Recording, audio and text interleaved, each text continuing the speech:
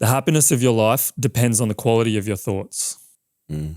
I really relate to this. I really like this one. This is a very like stoic philosophy kind of. Yeah, to be a good person, you have to have good thoughts. Like you have to have pure thoughts. You have to be able to kind of, I suppose, watch yourself almost as a spectator. Yeah.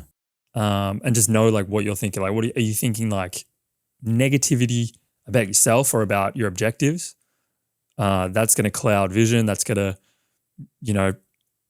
you sow doubt. If you sow some doubt in your own mind, then I don't know, I doubt you're really going to be able to get there. It's kind of like the idea of the law of attraction to some degree. But I think your thoughts do kind of guide your actions and the way you think about other people or the way you think about yourself or your kind of going abouts. And I think it's like probably it's the easiest but also the hardest thing to do. Yeah. Because it's like a maintenance thing. It's like driving a car. Like if you just drive a car to the ground, it's going to break down eventually. You got to kind of stay on top of it. Mm.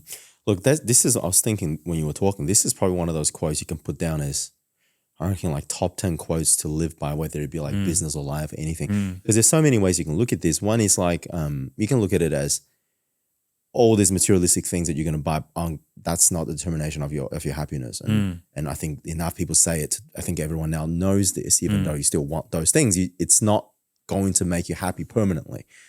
But also you can look at it in a success perspective where you have to first manifest this positive life, whatever that means for you before you get that. And you would even, as you were saying this, when you said driving a car, my mind straight away went to like motorbikes. I used to ride motorbikes and on racetracks and stuff. Like the first thing they tell you when you're riding a motorbike is you will look where you go.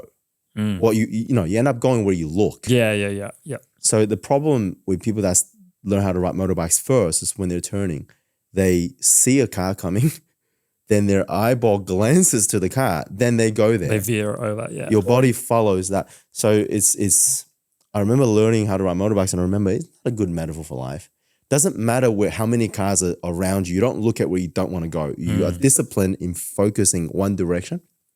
So I think it's like that example, I think Simon Sinek gave, that him and his friend were out and they saw a donut giving free event or something. And free bagels. And then he's like, oh, free bagels. And his friend was like, the line's too long.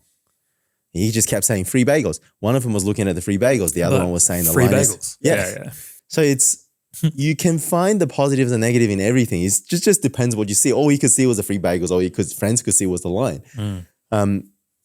So I think this is a concept that's very hard to understand and very hard to grasp. And if you're in like a dark place, they probably will listen to this and be like, oh, this is just way too optimistic. Because they can't, the reason why they're in a dark place is they can't see that. They literally cannot see or cannot think positively. So I don't know what we can do to help those people see it, but they are the people that need to hear this and actually believe it. But yeah, if you look at the people that have happy lives, doesn't matter how much wealth they have or don't have, they probably have very good quality thoughts. And to be honest, people that have really successful thoughts probably end up being somewhat successful anyway. I'd agree. So I think this is like a deep quote that you can just explain on every aspect. You don't really get it until you've maybe lived both sides of like kind of being in like a negative spiral of self-defeatist attitude, and that stems from your thoughts. And then realizing like that is just like not something that actually needs to happen. Like deliberating over past regrets or deliberating over something that happened to you when you were 12 or something. You know what I mean? It's like you don't need to be thinking about that stuff. You don't need to be thinking about that. You don't need to be thinking that that is who you are. You don't need to be thinking that you are incapable or whatever. And if you listen to this and you go, you know what, I think I've never even really acknowledged or looked at what I think about over the course of a day. Because how many thoughts do you have? I can't remember exactly, but it's like 100,000 thoughts a day. If a lot of those are negative, your outward view or your outward world is going to reflect what your internal state is. So if you can at least acknowledge it and be able to catch when you do have a negative thought, then you can kind of be like, oh shit, that's probably not good. It's probably not good to be thinking that or thinking like that over the course of a day and the course of a week, course of a year.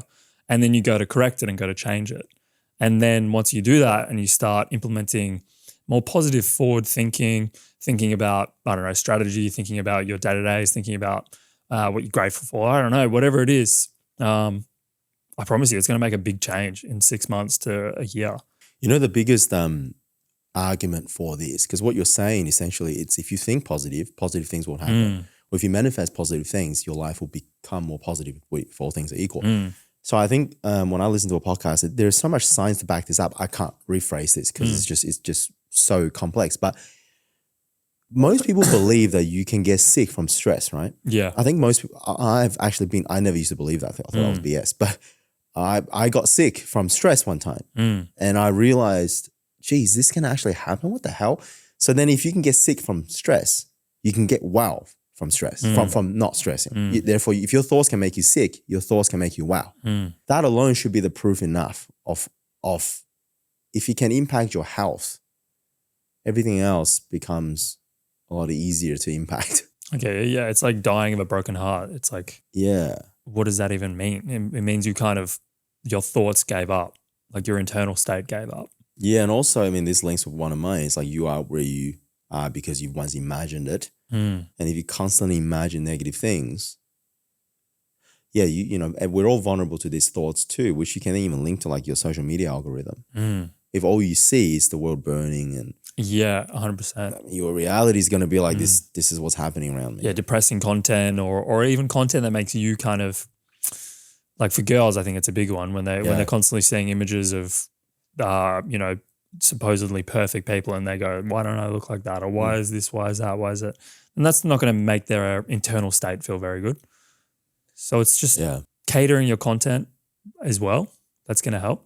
I don't think this gets talked about enough, man. No, Because back then they used to say, oh, you're the average of the 5 reference groups. Listen, I don't even think, because right now I personally think I think there's statistics to back this up that on average people have less friends now. Yeah. Probably because of social media. I think it went from like 5 to 2 or 3 or something. Probably, But then what happens is you connect with more people on social media. So your reference group, what's a reference group? I think your algorithm should be one of those reference groups, or at least the content that you consume is one of those reference groups. I agree, yeah. So I discipline myself too, because come on, like every day you get random things on your feed and you get one of those negative things, you're going to see it. But what I do is I share these links, you know, to my employees all the time on positive videos. Not only that, I actually have a group where I send them on Instagram. So I flood their feeds with positive videos. Algorithm hacking. Yeah. So once that, I mean, it's just eliminating one potential risk. You know, I heard, it was actually on a podcast recently, I heard that you are able to now, I think it's on Instagram, fully restart your algorithm. There's like an option. Really? Yeah. You can go on it, and if you're like, I'm just not a big fan of what the hell I'm seeing on here. Oh, that's pretty And you go on there, you just go like, I would like to restart my algorithm. On Instagram? And it just completely wipes it. I'm not sure if it will completely wipe it. I don't know what That's actually pretty useful. Because if they wipe it and then all of a sudden, I could see from Instagram's end and they're like, oh, fuck it. Well, he's not enjoying himself anymore. He's not going to come on the app. Yeah. But it's pretty good. If you're like, my algorithm's just shit. Just shit. Like, I'd like to just start again and maybe build. And if you don't have the right people around you to change that, if all your friends are negative, all your reference groups are negative, you're never going to get out of this. Exactly, yeah. So that's actually really, that's probably like a life-saving feature for some people. Yeah, but outside of like just deleting the app, if you wanted to kind of start again and try and build it's a the easiest more step. positive. I think deleting the app is like so hard for people to do. Yeah, this I agree, might be a bit easier to do. Yeah, exactly right. So if you want to go in there, maybe consider that. I don't know exactly how you do it. But yeah, I know they have like the feature where you can hold down and be like, not interested in this or whatever, or don't show content like this. Yeah, but the discipline it takes for people to do this. Yeah, it's a lot. And there's so much content anyway, so you do it on one and it's going to pop up like 9 different times. And the thing with social media as well, people got to understand, like people like me and you, especially people that are busy working towards their own goals, they're not on social media commenting stuff or making nuisance and stuff like this. So the stuff you're seeing are probably all like, no, I wouldn't say just troll accounts, but people in a particular mindset. And that's not a good representation of what the world is. Of real life, yeah.